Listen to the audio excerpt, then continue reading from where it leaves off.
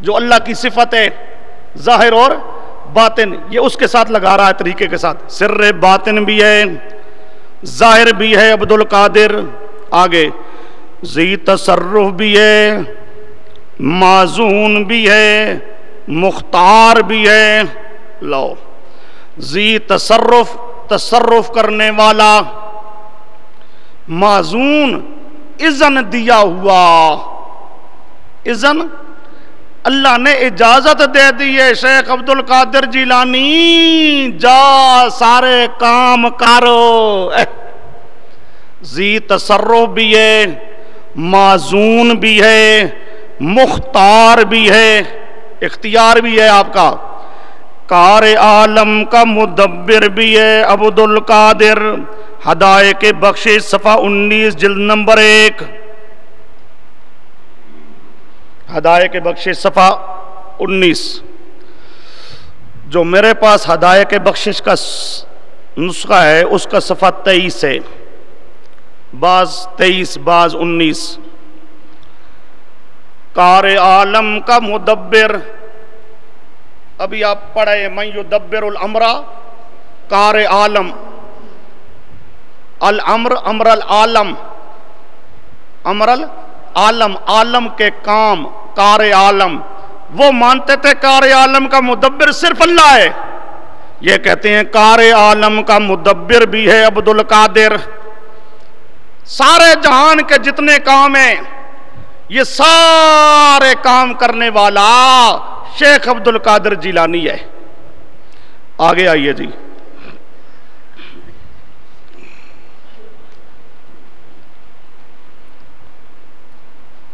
یہ اگلی عبارت بھی مولانا احمد رضا خان صاحب کی ہے.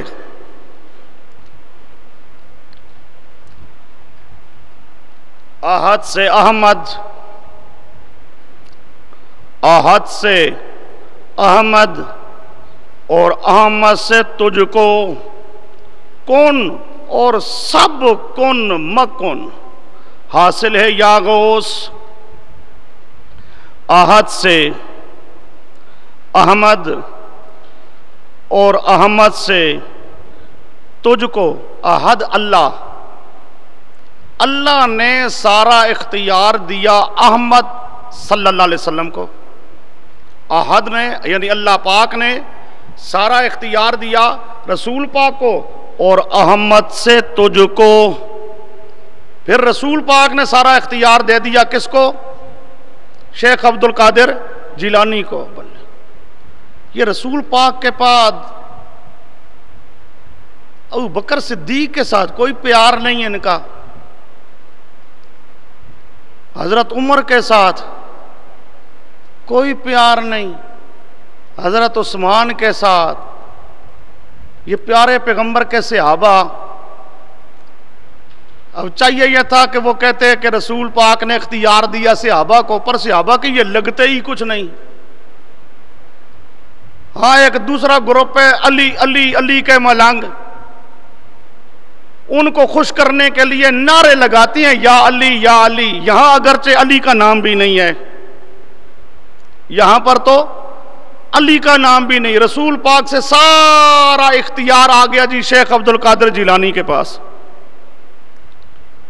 جی شیخ عبد القادر جیلانی جب تک پیدا نہیں ہوئے تھے اس وقت کیا ہوتا تھا، کون کام کرتا تھا اور کون پوچھے؟ مشرک ہیں، مخبوط الحواس، فبہت الذی کفر کا مصداق. اچھا جی، کون اور سب کن مکن. کون ہو جا، کون تے مکن نہ ہو، نہ ہو نہ کاریا. یہ کون تے مکن سب، یہاں پر لفظ کہہ رہا ہے سب. یہ سارے کا سارا کام، یہ ساری چیزوں کا اختیار شیخ عبد القادر جیلانی کے پاس ہے. یہ ہدایت بخشش صفحہ 7 جلد نمبر 2. یہ ہدایت بخشش، یہ صفحہ اس کا ہے، یہ نیچے والے شعر کا نہیں ہے. ہدایت بخشش صفحہ 7 جلد نمبر 2. آگے آئیے جی.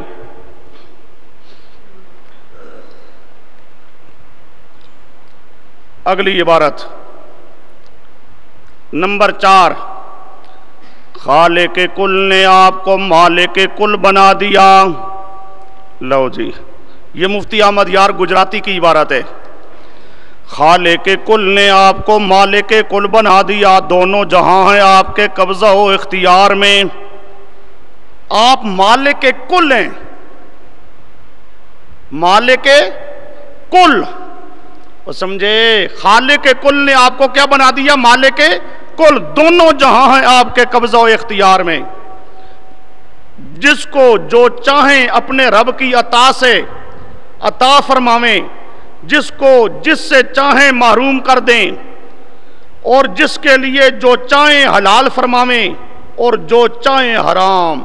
سلطنت مصطفیٰ صفحہ 15. جو چاہو حلال کرو، جو چاہو حرام کرو، ہر چیز کا اختیار ہے. شرک ہوا، شرک کرنے کا مزہ تو آیا. وہ مشرکین مکہ مشرک تھے، کہتے تھے نہیں جی بڑے کاموں میں کچھ نہیں کر سکتے، چھوٹے کاموں میں کرتے ہیں یہ. لیکن یہ کیا کہتے ہیں؟ نہیں جی سب کچھ کر سکتی ہیں، سب کچھ کر سکتی ہیں، حلال کر سکتی ہیں، حرام کر سکتی ہیں، ہر چیز کا اختیار ہے. اللہ کا قرآن پاک تو کہتا لما تحرم ما احل اللہ لک. ایک شہد کا استعمال فرمانا اپنے آپ کے لیے ممنوع قرار دیا پیارے پیغمبر صلی اللہ علیہ وسلم نے، تو اللہ پاک نے تو اتنی اجازت بھی نہیں دی اور فرمایا لما تحرم ما احل اللہ لک. اور یہ کیا کہتی ہیں؟ جس چیز کو چاہیں حلال کریں اور جس چیز کو چاہیں حرام کریں. یہاں ایک عبارت اور لکھ لو.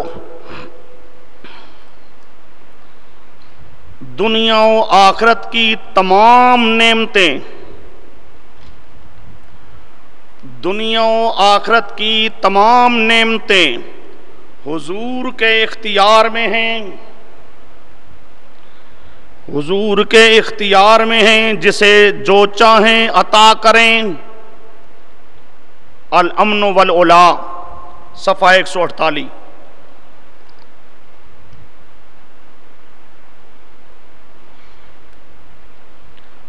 دنیا و آخرت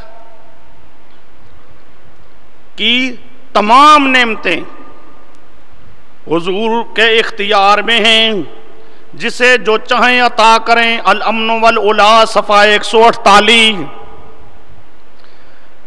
یہ بھی اعلی حضرت کی کتاب مولانا احمد رضا خان صاحب کی. اب یہاں پر دنیا کی بھی تے آخرت کی بھی بات کو سمجھو. دنیا کی بھی اور آخرت کی بھی. پھر بعض نعمتیں نہیں، تمام نعمتیں. دنیا کی بھی تمام نعمتوں کا اختیار، آخرت کی بھی تمام نعمتوں کا اختیار رسول پاک کے پاس ہے.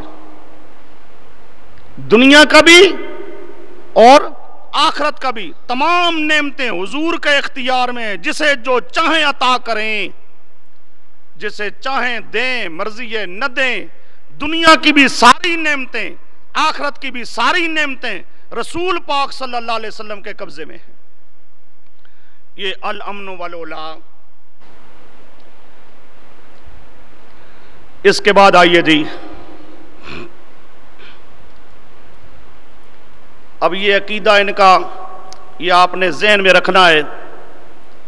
آگے ہم نے مشرکین مکہ کے عقیدے کی اور تھوڑی سی وضاحت کرنی ہے. اس مختار کل، مدبر کل، مالک کل کے سلسلہ میں وہاں ہم نے مشرکین مکہ کے عقیدے کی وضاحت کرنی ہے اور ان کا عقیدہ یہ سامنے رکھنا ہے، یاد رکھنا ہے. پھر آپ کو پتا چلے گا ان کا عقیدہ شرک میں کتنا بڑا ہوا ہے. آگے آئیے جی. 11واں شاہد، شاہد یازدہم. 11واں قضایا مبرمہ. قضایا مبرمہ، قضایا، قضیہ، کوئی فیصلہ، کوئی واقعہ، اللہ پاک کسی چیز کا فیصلہ خود کر دے، خود کر دے، مبرم، اللہ نے قطعی فیصلہ کر دیا کہ ایسے ہوگا۔ مکہ کے کافروں کا عقیدہ تھا جب اللہ اپنا اٹل فیصلہ کر دے تو ہمارا معبود کوئی بھی اللہ کے اٹل فیصلے کو تبدیل کرنے کی طاقت نہیں رکھتا۔ یہ آگے بات آئے گی، سمجھاؤں گا انشاءاللہ۔ وہ چھوٹے کاموں میں اختیار مانتے تھے، بڑے کاموں میں تو کہتے تھے ہمارے معبودوں کا اختیار ہے ہی نہیں، چھوٹے چھوٹے کاموں کا اختیار ہے۔ لیکن چھوٹے کاموں میں بھی اللہ اگر اٹل فیصلہ کر دے، وہ سمجھے، خواہ بڑا کام ہو تے خواہ چھوٹا کام ہو، بڑے میں تو ویسے اختیار نہیں مانتے تھے، چھوٹے کاموں میں جہاں اختیار مانتے تھے وہاں بھی اللہ خود اگر مداخلت کر کے چھوٹے کام کا کوئی قطعی فیصلہ، اٹل فیصلہ، پکا فیصلہ اللہ خود کر دے تو وہ کہتے تھے اللہ کے فیصلہ کو ٹالنا، تبدیل کرنا یہ ہمارے معبودوں کے اختیار میں نہیں ہے۔ اٹل فیصلہ، مبرم فیصلہ یعنی اٹل فیصلہ، قطعی فیصلہ، واضح فیصلہ جب اللہ پاک کر دیں کسی چیز کا تو ان کا عقیدہ یہ تھا کہ ہمارے معبودوں میں سے کوئی معبود، کوئی پیر فقیر، کوئی نبی ولی جن کے انہوں نے بت بنائے ہوئے تھے نبیوں ولیوں کے، پیروں فقیروں کے، وہ کہتے تھے ہمارے یہ نبی ولی، یہ پیر فقیر جتنے بھی ہیں اللہ کے اٹل فیصلے کو تبدیل کرنے کی طاقت کوئی نہیں رکھتا۔ اللہ کے اٹل فیصلے کو کوئی تبدیل کر سکتا نہیں۔ آئیے اس کے لیے قرآن پاک کی شہادت۔ امن ھذا الذی یرزقکم ان امسک رزقا، سورۃ ملک آیت نمبر 21 پارہ 29، سمجھو۔ امن ھذا الذی یرزقکم، او بھلا بتاؤ تو صحیح او کون ہے جو تمہیں رزق دے، ان امسک رزقہ، سمجھو اگر اللہ کسی کا رزق روک دے، اللہ فیصلہ کر دے نہیں دینا ہے، اللہ کسی کا رزق بند کر دے، فیصلہ کر دے، وہ تمہارے معبود دے سکتے ہیں؟ وہی مانتے تھے نہیں دے سکتے، فیصلہ وہی چلے گا جو اللہ نے فیصلہ کیا۔ امن ھذا الذی یرزقکم ان امسک رزقہ، اگر اللہ فیصلہ کر دے کسی کے رزق کو بند کر دینے کا، کہیں کاروبار کرتا تھا، مختلف کاروبار تھے، اس کے کاروباروں میں سے کسی ایک حصے کو اللہ نے بند کر دیا تو تمہارے معبود کھول سکتے ہیں؟ وہ کہتے تھے نہیں جی ہمارے معبود کھول نہیں سکتے، اللہ کا اختیار چلتا ہے، اللہ کے فیصلے کو ہمارے معبود تبدیل کر سکتے نہیں ہیں۔ اچھا جی، اب یہ آپ کے سامنے مشرکین مکہ کے عقائد آئے ہیں۔ عقائد میں کیا؟ توحید میں آپ نے دیکھا 2 درجوں میں وہ توحید کے قائل، اور جو تیسرا درجہ ہے، تیسرے درجے میں آدھے حصے میں توحید مانتے ہیں اور باقی آدھا حصہ آگے آ رہا ہے۔ تو کتنے درجوں میں انہوں نے توحید کو مانا؟ 2.5 درجوں میں، 2.5 درجوں میں انہوں نے توحید کو مانا۔ اسی طرح مشرکین مکہ کا عقیدہ آ رہا ہے تقدیر کے بارے میں۔ تقدیر کے بارے میں حضرت حسن بصری رحمۃ اللہ تعالی علیہ فرمایا کرتے تھے کہ اہل جاہلیت جو ہے تقدیر کے قائل تھے، وہ تقدیر کے منکر. یہ پہلا تو توحید کا مسئلہ آ گیا نا. اب یہ دوسرا ایک اور عقیدہ آ رہا ہے تقدیر کے بارے میں. مشرکین مکہ تقدیر کے منکر نہیں تھے بلکہ وہ تقدیر کے قائل تھے. چنانچہ دیکھو لم یزل اہل الجاہلیت یذکرون لم یزل اہل الجاہلیت یذکرون القدر، تقدیر کا ذکر کرتے تھے. فی خطبہم و اشعارہم، اپنے خطبوں میں اپنے شعروں میں، خطبوں میں شعروں میں تقدیر کا ذکر کرتے تھے. وہ تقدیر کے قائل تھے، تقدیر کے قائل تھے. وَلَمْ يَزِدْهُ الشَّرْعُ إِلَّا تَأْكِيدًا. اب یہ جو تقدیر والا عقیدہ ان کا تھا، شریعت نے ان کے اس عقیدے کو تبدیل نہیں کیا، اس کو اور پکا کیا ہے. جس طرح مشرکین مکہ تقدیر کے قائل تھے، اسلامی عقیدہ بھی یہی ہے کہ اسلام بھی کہتا ہے کہ تقدیر برحق ہے. وَالْقَدْرِ خَيْرِهِ وَشَرِّهِ مِنَ اللَّهِ تَعَالَى. سمجھے تقدیر خیر کی ہو شر کی ہو، یہ تقدیر کا مالک کون ہے؟ اللہ. اچھا جی، یہ حصہ عقائد کا آپ کے سامنے آیا کہ عقائد کے ان مسائل میں مشرکین مکہ اہل اسلام کے موافق عقیدہ رکھتے تھے، مخالف نہیں تھے. عقائد کے بعد دوسرا حصہ آئے گا اعمال اخلاق کا. اعمال اخلاق وہ انشاءاللہ العزیز ظہر کی نماز کے بعد.